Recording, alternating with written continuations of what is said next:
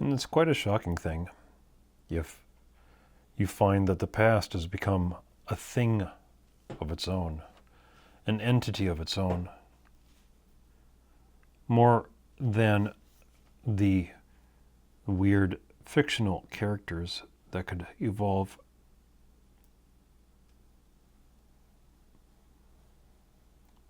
The narrative and the mechanism of the ghost in the stories.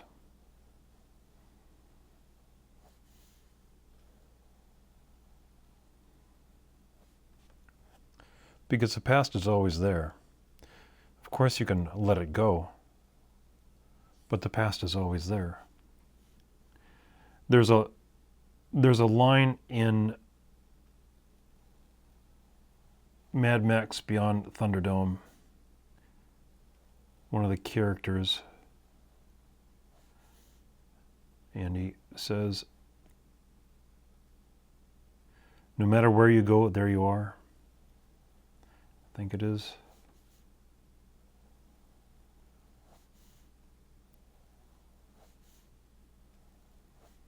I'll have to look it up. I've been intending on a long form video that describes how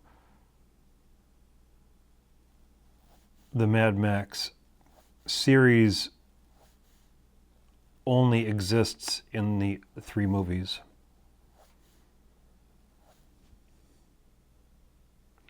That Beyond Thunderdome is by far the best of the 3. I didn't waste my time watching Furiosa, and once you get past the pretty special effects and the awesome vehicles from Fury Road, you realize that there's not much story there.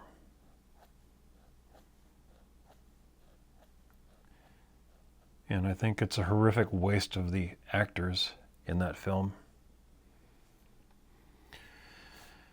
But the notion of ghosts, as this character represents ghosts himself. Everyone who's alive today is in some way a passive ghost, because they're defined by much of what they have done in the past. Whether or not they regret it or not, or if they're aware of how much the past has an effect on them, directly and indirectly, we're all ghosts in one way or another.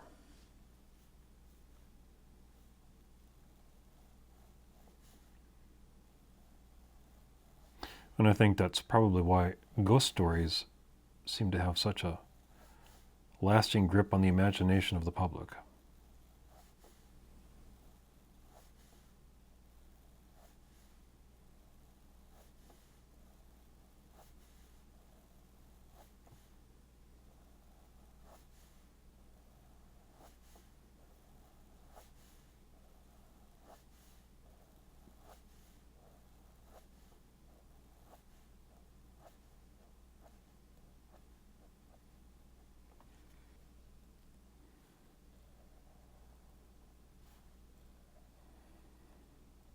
And the fact that we're all ghosts in some degree or another, that pertains with every negative aspect of every single human being on planet Earth. We have all of that. Greed, wrath, envy. We have all of that in us, every single one of us. I imagine there's someone out there that believes that somehow they're a sainted and they don't have these negative personality traits in them. And I would suggest that they take a long, hard look in the mirror. We all have all of these traits. All of the negative traits.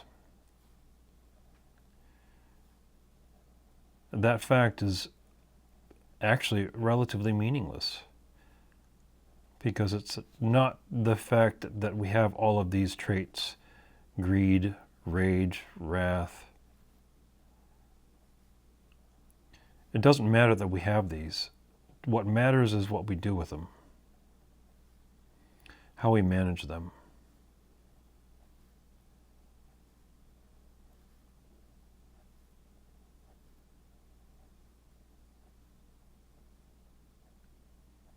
How we handle them.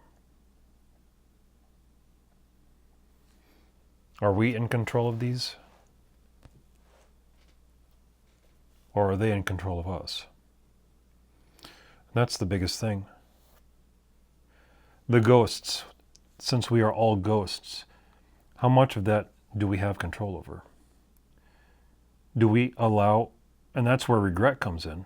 That's the biggest thing that you have to have in mind when it comes to regret. Because regret is just ghost thinking.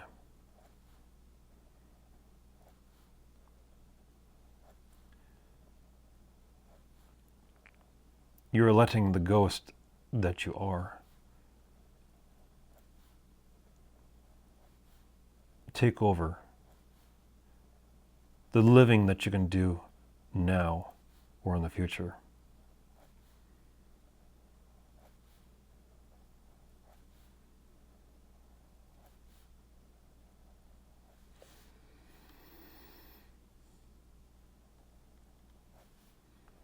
And I know it sounds vague.